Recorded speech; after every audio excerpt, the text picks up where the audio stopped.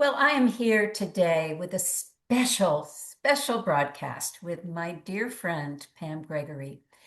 I always look forward to having a chat with Pam and wish we didn't live so far away because I think we'd be taking daily walks together.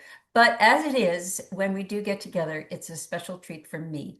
And today is even more special because we're going to be talking about something very near and dear to both our hearts. But I want to start out, Pam, by saying welcome Thank you. and let us dive into understanding what this new endeavor that you have going on is all about. Thank you so much, Hope, and thank you so much for the opportunity. I haven't been doing any interviews recently, so you've been specially selected. So Thank you. yeah, it's interesting. These sayings of mine often just pop out. I don't know where they come from at the end of a video, and they're very easy for people to remember, and they're usually fun and uplifting. And people for some years have been saying, "Oh, you should do some t-shirts," and I've always kind of steered away from that because it felt kind of commercial, and I never wanted to be commercial. But then my good friend Nick and I discovered that less than 10 miles from here, there's this company, t-shirt clothing company, that produces beautiful organic sustainable cotton clothing, and they seem to be very ethical. They post out in brown paper bags, not plastic bags, and they, if you want to send your t-shirt or your hoodie or whatever back when you finished wearing it, they will remill the cotton to reuse, which Oh, is really a wonderful thing. So I really loved the whole ethic of the company. And so my good friend and I started to kind of hatch a plan of using these very familiar sayings that are, so many of them are really good fun and would uplift everybody.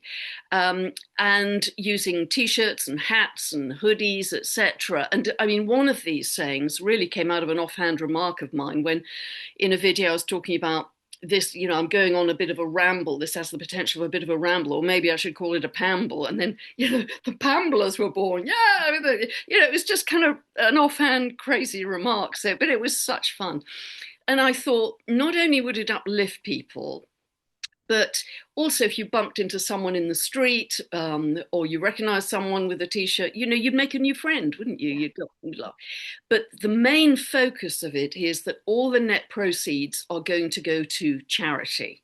And that's what really changed the whole game for me because I didn't want to take any income from this. I wanted it to be for charity. I mean, you and I like to put things back into the world, don't we? So yeah. so I've selected five charities that will rotate over the months. We'll just have to see how we do, and we're paid a month in arrears, so we won't be paid anything by the clothing company till the end of July, and then we'll gradually, as funds accumulate, start to pay out to the different charities. But the charity you support, Hope, was one that was so close to my heart, and so I've added that into the list, which is the orphanage in Nepal in the Himalayas, because that's super close to both our hearts, as you say. Mhm. I just love this. And I love how you're taking what is organic to you, these sayings that just pop out, as you say, and spreading them around the world, spreading them out. And for other people who, just walking, as you say, in the park, just seeing a comment like the one that I bought says, love more loudly. I mean, who isn't going to go, oh, geez, that's a nice saying, whether they know who you are or not. It's broadcasting a beautiful message, a beautiful vibration. And what could be wrong with that? And then to have the proceeds go to benefit others in a very real way. Do you want to talk a little bit about the different orphanage, or excuse me, charities that you've picked this time? Yeah, for sure. Thank you for that. Well, we'll talk in detail about the one that you support, Hope, because I need to know more from you because you've actually been out there and seen it and visited and met the children. Another one is an organization in Africa. It's part of Africa Vision, I believe, and it supports incredibly poor people in villages in Africa. A lot of disabled children Mm. where, the mothers have babies and then they don't have enough breast milk to feed the babies where they have no clean water or electricity. So, we talk about our challenges in the West, but, that's pretty extreme suffering. So I just felt I had to support that. And then a third one is an organization called Centrepoint, which operates throughout the UK, mainly in London, in big cities, mainly in London, and it supports homeless young people, Mm, principally the age of kind of 16 to 25, who maybe have drug addict parents, violent mm, parents, and there's just no safety at home, and they kind of have no other choice to go and risk life on the streets, mm. which in big cities, particularly London, is, incredibly, you're incredibly vulnerable. Yeah. And in fact, someone I used to work with, I won't even say how many years ago, and I've kept in loose touch with, he contacted me about a month or so ago because he is asking for sponsorship. And he is of a certain age, I mean, he's, I think, late 60s, to go out and sleep under cardboard on a regular basis to raise funds for Centrepoint. And I had such admiration for him, that Wow. level of courage, because you are really, super vulnerable.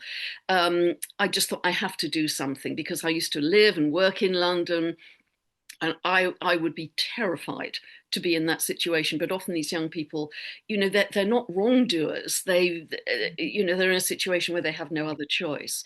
Yeah. The next one is part of the, because I'm a huge heart for animals, as you know, hope. And the next one is part of the Save Elephant Foundation, where they operate mainly in Mm, Thailand, where they go out and elephants are in, just incredibly abusive circumstances where they've been chained for 50 years. They're used in logging camps. They're injured. They've had broken legs and are still kept working. Ugh, it just absolutely breaks my heart. So I had to do something. I just had to do something to support that, to rescue more elephants. And the fifth one is indeed another elephant charity, but very different in Kenya, and they rescue orphan elephants where the mothers have been poached and right. killed and the babies are just left to die. Mm. And so the Sheldrick Wildlife Trust, which is a wonderful organization, they also rescue rhinos and hippos and giraffes and all kinds of creatures, but principally baby elephants, and they raise them incredibly lovingly in they've all got their little stables, and they form kind of early herds, and then when they're ready to go off back into the wild, off to they try, off to the disco for a night, and then it's a bit scary and they come back, but eventually they migrate at their own choice fully back into the wild. But the delightful thing is, whenever they have babies, they bring them back to show them off to the keepers because there's so much trust for the keepers who brought them up, their Oh, human family. And often they give birth just outside the stockades because they know they'll be safe. oh, I'm covered with chills. I know. Oh, It just breaks my. I just had to do something, and I've got about 14 orphan um, baby elephants, and again, I just had to do. But we will keep over time rotating these, and they are all things which really get me in the heart area, and it would make my heart sing to relieve some of the suffering of all of those people who are benefiting from the charities. Yeah, for sure. oh man, that your heart is so big, and it's as big as that old universe out there. And I just love the way you've chosen what you've chosen. And I'm with you on the elephants. Oh my goodness, they're just incredible creatures, and so really wise. I mean, they are. You could just feel it when you're with them. I just actually read a wonderful article about some uh, Native women in Zimbabwe who have taken it upon themselves to protect the elephant herds because Wow. of the poaching that had been going on, and they are armed and they guard, and because of them, the population has started to regrow. Oh, wow. And they just, just women took it on. They just said, these villagers, they just said, we're not having this anymore. These elephants need to be protected. It's They're so like beautiful. warriors, Amazonian warriors. Yes, very much like that. I was saying, this is a new woman warrior icon, Mm. that's what we're looking for, you know, Beautiful. that's And what we're and looking I think part of it, Hope, and I don't know if you share this, it's part of a greater sense of oneness that we are all connected to all sentient beings. for. Yes, Slugs and snails and mosses and yes, trees and birds and all of it, we're developing a greater sense of that connection to all that is. And that's why I think any suffering like this, children, animals, it just opens our heart. And it should, because our hearts have been a little closed perhaps for too long. So yes, yes, you're right. So this is building awareness on so many levels. And let's go back though. Let's go back to your early days in Nepal and hear that wonderful story about what made Nepal spark for you. oh, Hope. Well, probably similar to you, but I've been living in Canada for 5 years, and the winters really got to me. And I decided to come back to the UK, but on the way, spend 5 months in India and Nepal, just traveling on my own. And I was 26 then, and sort of 5'2", and feeling immortal, Raring to go. feeling immortal, and of that time, I spent quite a bit of it in Nepal, and I found the people just absolutely beautiful, as you well know.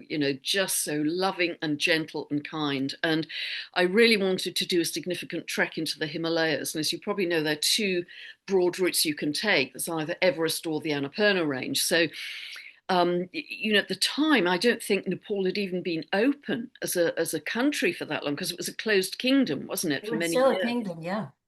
And so I went to the only trekking association in Kathmandu and said, I'd love to do this trek, and I'd like to go the Annapurna direction, and I've got 7 weeks to do this. And they gave me three Sherpas, and off we went. And people have said, you must be out of your mind. What were you thinking? They were beautiful. I mean, they didn't speak a word of English, but they looked after me so lovingly. So they would carry a lot of the dried food because you lose your appetite in the mountains, as you know. So they just carried dried food, and I suppose they could melt snow to cook with. But they took lots of sort of tinder to make a fire with. And after we left the foothills, we just didn't see anybody. We just saw nobody. And I think I was incredibly lucky to be there at that time Yes. because now it's so popular with Wi-Fi stops and portaloos and queues for Everest, but there was just nobody, Mm, and it was like a silent pilgrimage. I mean, they could chat to themselves, but they couldn't say hello, goodbye, thank you, which made it a very pure, pristine mm, experience. mm. And so they would always pitch the tent facing east, so when they pulled back the tent with a bowl of water in the morning for me to wash with, it was always facing sunrise. Mm. And it was just, I just fell in love with the mountains and just thinking, if only we could keep life this simple of you wake up with the sunrise, you go to bed with the sunset because there's no electricity. You're just in the rhythms of nature. And as we ascended, of course, the air got thinner and thinner, and I struggled a bit with my breathing, but we managed to get up to 19,000 feet. And the day that happened, we set off in the early hours because it was a full moon. They'd chosen a full moon, and the moon Oh, shimmering on the snow. oh, It was utterly magical. I'll oh, never forget it. It was oh, absolutely magical, and just the crunch of snow, under our boots, and just three Sherpas and me in silence. And oh. it was one of the best things I ever did in my life, actually. One of the I'm best. just drinking that scene in. That is, that's a top moment of life. Yeah, It it really really is. was. Yeah, Oh my goodness. I And to, didn't. I didn't want to come back. of And as course not. Of yeah, course not. And I, with shamanic journeys, as you know, there's a there's a an accumulation, like, and there's a gradual indoctrination that's happening below the surface, where you're slowly but surely becoming more and more entwined with the all that is, with the natural landscape. it's magnetizing into you, and it's happening kind of right below the surface. You don't even realize it. But in my experience, and perhaps in yours, and it sounds like that, this whole thing was getting you ready for that peak moment to have with the moon and the mountains and the snow and the thin air and those incredibly loving Sherpas. I mean, wow, that is gorgeous. And it's affected you for the rest of your life. Well observed, Hope. It really has. That's a kind of touchstone for me of how I kept, as we were trekking back down and the air gets heavier and we start to see the lights in the foothills. And I'm like, oh no, civilization. Yes. But what was running in my head the whole time is life can be incredibly simple, and it's us that makes it complicated. Yes. And that's never left me. And I don't know how you feel, because you've obviously been up in the mountains as well, and whether you feel the same. Well, I have felt that in other instances in my life, in the Southwest here.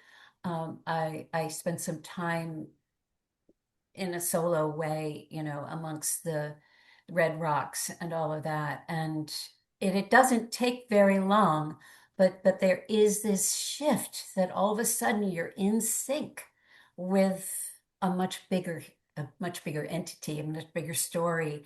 And yes, you don't want to be called back into the hurly-burly of life. you know and it could be at sea. I'm a sailor, so I've spent, a lot of days, nights out on the water, and it's the same kind of thing. I don't want, you're always putting up with the situation. Well, we only have a little water, we only have a little food, whatever it is, but you make do. And then you get used to doing that, and it's simple. It really is. So when you come back to all these choices and blah, blah, blah, blah, it's kind of like, oh, we just got so complicated. Yeah. So I do get it. So tell me how you found this orphanage, Hope, because I Okay. know you support it. Yeah. So,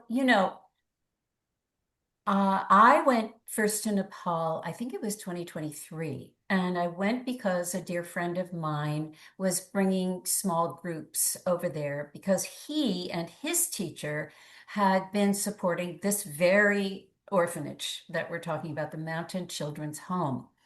And his teacher, who was an Ayurveda teacher, had been supporting it for his whole life. And then my friend took it up when that teacher passed away.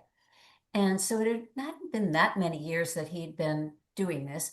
And he thought, well, wouldn't it be great if some of the people who want to see Nepal and want to meet these children, and I had been donating mildly in the background, wouldn't it be great if we brought them in and donors could meet the kids?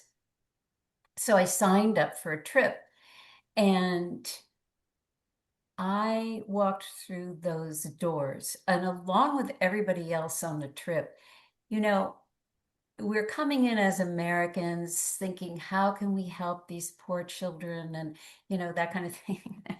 And the joke was on us because these amazing beings are so generous, giving, bursting with love, bursting with joy, that we were the ones being administered to. The cards flipped completely from the moment we walked through the gate. Beautiful, And beautiful. they don't have the layers that we have. They are guileless. They are pure. So with their beautiful big eyes and their beautiful big hearts, it's all one big vibration. And that hits you, and your heart immediately bursts open.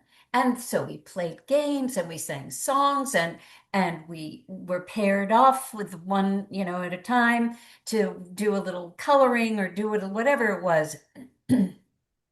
And we all walked away that first day completely smitten. I just don't, like you. I didn't want to go home. I just wanted to be in that love bubble with them. So let me describe it a little bit. So there are many orphanages in Nepal, and people have asked me, why are there so many? And there are a couple of reasons that I can give. One is it's a very poor country, and most people live in little villages tucked away in the nooks and crannies of these foothills and mountains.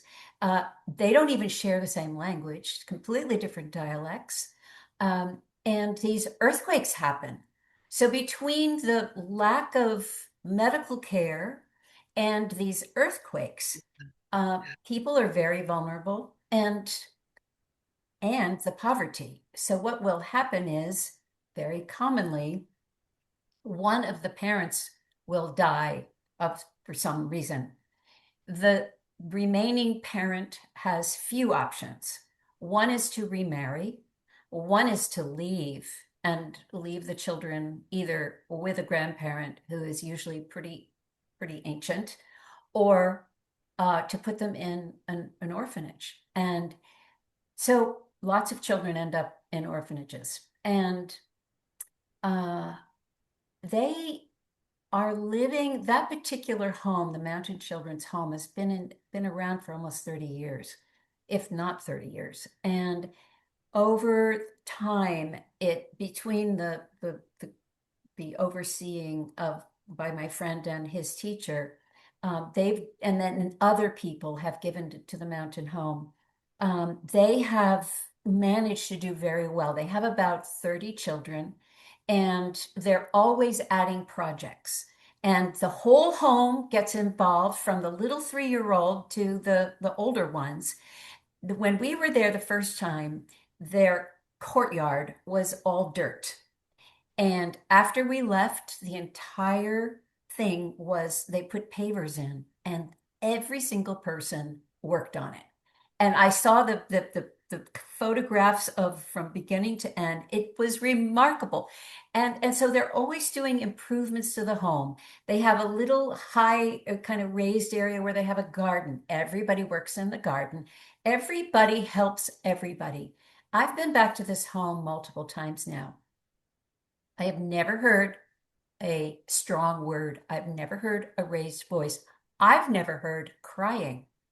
I've never seen anything but loving, caring touches, bundles like little lemmings, playful, older ones sitting with the little ones on their laps. The parents, the married parents who run the orphan home are doing a fabulous job. And they have taught the older ones how to do it just by demonstrating. And it's just amazing. What I'm working on now. So that's who you are donating to. And I've already told them about you, and I've sent them pictures. And Oh, so they are very, very excited and someday want to meet you, Pam.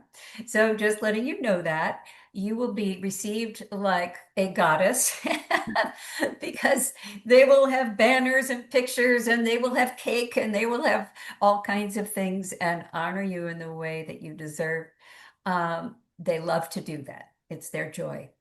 And so that what happened to me was that, yes, I fell in love with them. And Nepal has a way, as you have described, of hitting you from behind. You kind of don't expect, that I didn't expect I'm going to go to Nepal and I'm going to literally fall in love and it's going to change the course of my life. I did not expect that. But that's what happened. And when that happens, you can't deny it. And so you do, as you have said, where is your heart opening? Where do you want to put your energy and give? So what I noticed, just in a nutshell, and as with some of my fellow travelers, was there were some older children there, 18 to 21. And I came to find out that there was, like around the world, orphanages, you need to leave when you're 18. So that's when child protection services stop working for you. So the government had become quite strict about this and said everybody has to go.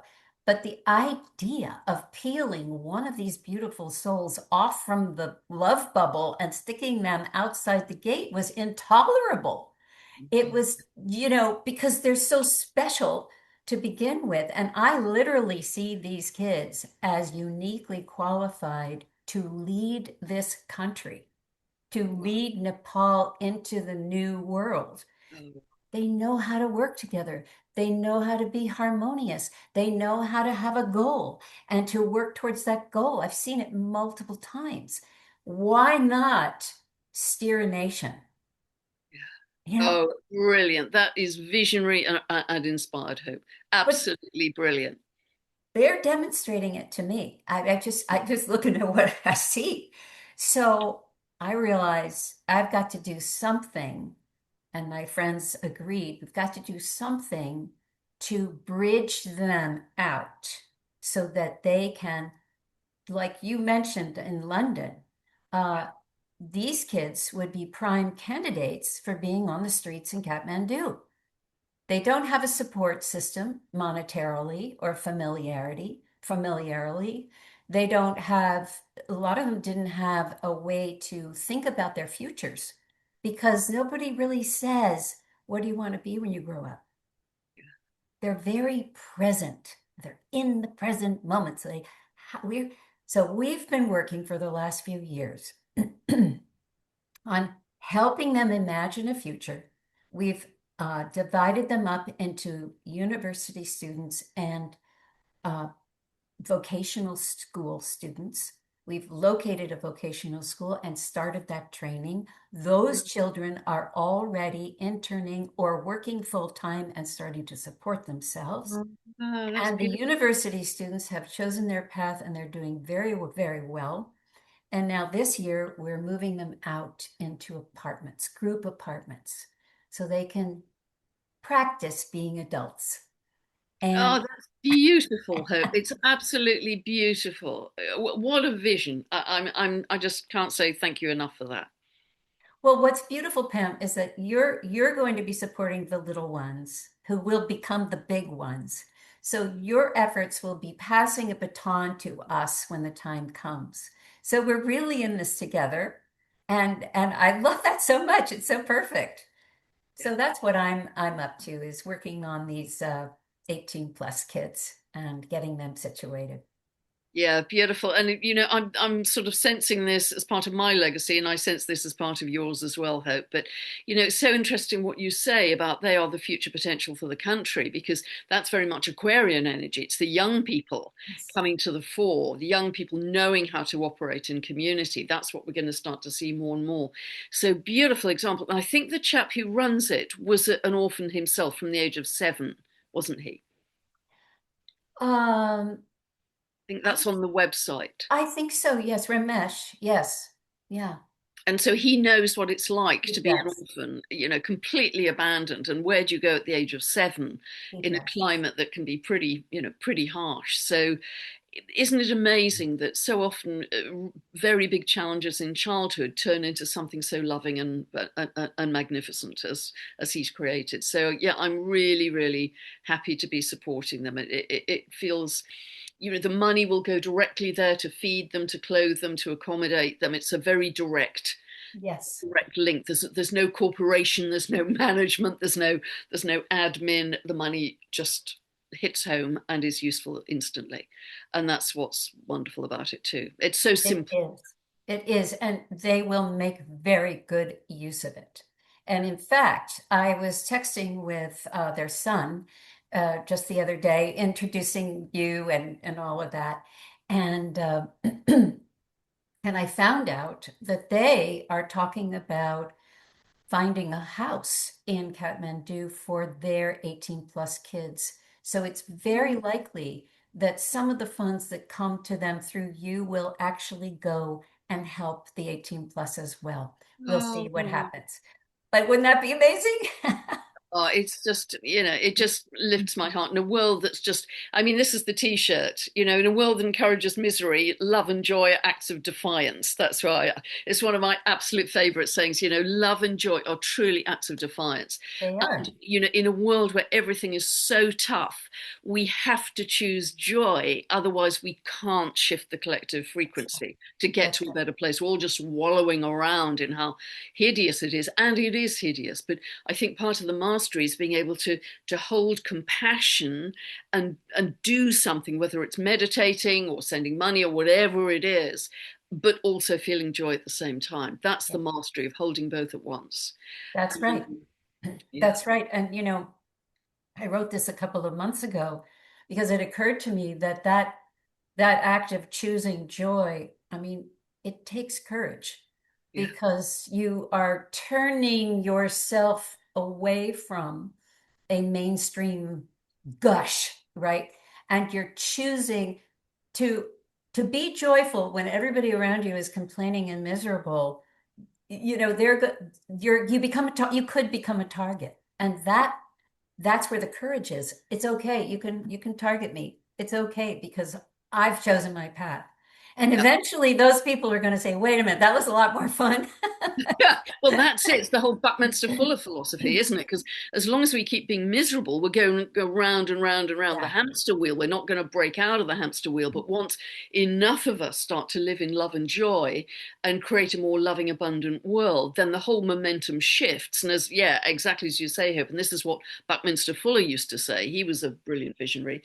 They're having a much better time over there. I'm going to join them and leave all this misery behind. And that's how quickly we can shift the collective field, because it isn't going to be A, then B, then C. It's not going to be linear and logical. It's going to Yeah. be an energetic jump. And that's what practical work on the ground can do, as well as all the meditation work as well. So it feels really exciting. It feels right for the time, and I'm just so thrilled. I'm kind of following in your footsteps in doing this. Well, our footsteps are right together, my friend. I wanted to say one last thing, and that is that at this point in time, we are dealing with, as you very well know, this basket uh, Yeah, astrology. And what occurred to me last night in my monthly reading, where I go into the astrology of the month, what occurred to me was that the basket is like the open arms of the mother beautiful. into which all this abundance can flow and in and out. It flows in and it flows out. That I used the diagram that you did in your talk on it. I showed it to everybody on the call, and I said, "Look at it. It's the arms of the mother." So here we are, in a mothering sense, reaching out to these children of all ages who need support. So I just And thought, wow, that is perfect timing. and you're going to love this, Hope, because that's also called a cradle. Ah, right. It's also referred to as a cradle because it's a cradle shape. So that's even more perfect. And that holds so much potential and possibility for a more loving world. That holds vision, that Yes. holds, idealism, that holds we're going to aim high. And people say, well, the world is awful. Well, let's change it. It's down to us. Let's check if enough of us get together and say, no, we're not going to live like this anymore. We're going to create a more loving world. Let's go do it. Who's going to join me? There you And go. and all of us, all of us can do that. So let's just finally just ask people, if you have a way, or you're looking for a way to do that, to change the world, to make a donation, to give part of yourself to a worthy cause, please, we're going to put the links to Pam's and my foundations in the body of the YouTube, and have fun with it. Pledge with joy, knowing that those funds are going directly to people who will joyfully receive them. Yeah, it's beautiful. There's no kind of middleman or admin, or it's beautiful. So I'm following your inspiration, Hope, and thank you so much for giving me this opportunity, because I really, as you do, care about this orphanage, but the other charities too. To think, come on, guys, this is a really practical way that we can put money where it's really needed, Yes. and that just feels thrilling. We're going to change the world, Hope, little piece by little piece, but we're going to change the world. Yes, ma'am. I'm with you. And thank you so much for this opportunity, Hope.